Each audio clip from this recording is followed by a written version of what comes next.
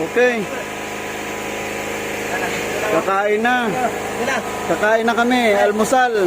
Kain na. Kakatapos lang ng trabaho namin ng first day of work dito sa Phuket, sa resort. Oh, pagkatapos namin ng almusal, babalik na naman kami ng trabaho sa dito. Yan. Okay. Ito, good morning guys. Ito yung nangyari sa bahay ng tinutuluyan ko. Ito, bumabaha.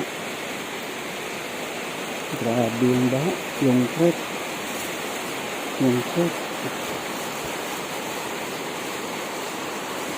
pumapasok na dito sa bahay.